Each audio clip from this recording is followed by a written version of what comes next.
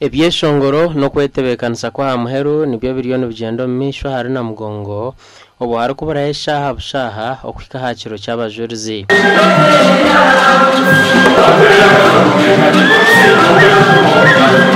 hinabaramaji abitwaganiraho nabo kandi biyinamatsiko ngo koramaga kwabo tukurafe busha kwesabira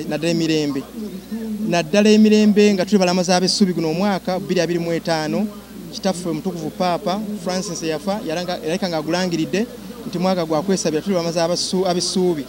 nadanze Uganda mu ngeri enjawulo tugisabira naddala nga tugenda okuyingira akalulu abari kushubura nabo bariyo nibagumuza mukoro mu rumo gwabo kandi binamasiko okora kasente kirireyo hino mukazi wabisherukare batera ahabo kutekatekwaho kubambega ngu yabayesherekero mu kuguza ebintu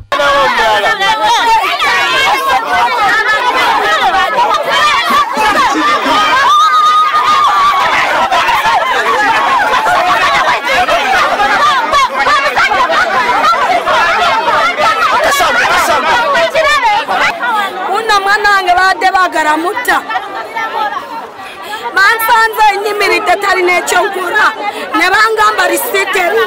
nembagamba risite nabawasende te mampa risite nebankwata jeki nembagamba mukwatira kijeke wano twaganiraho na Julius Mutebe Nsubuga meya wakira municipality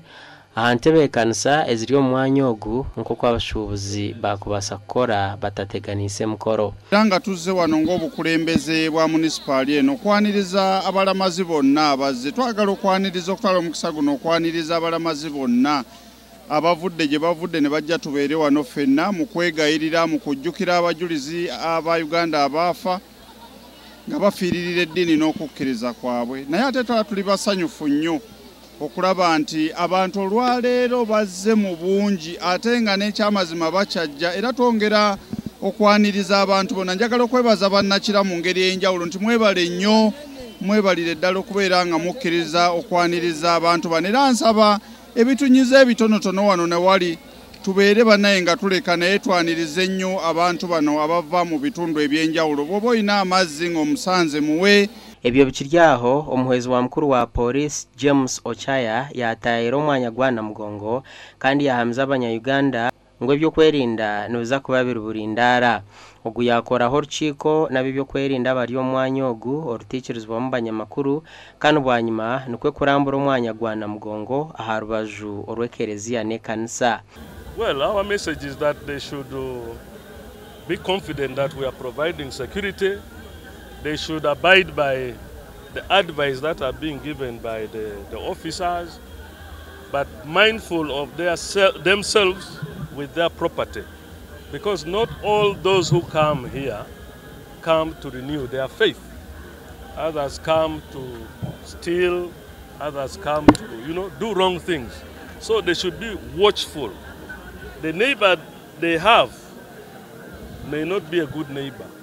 Ochaya nagira ngo enkoze bahagaro zirengera 98 bahirize kuzikwata kandi bija kuzitwara omukoti okoze manja eziri kubajunanwa. And so far, as you have heard from my command,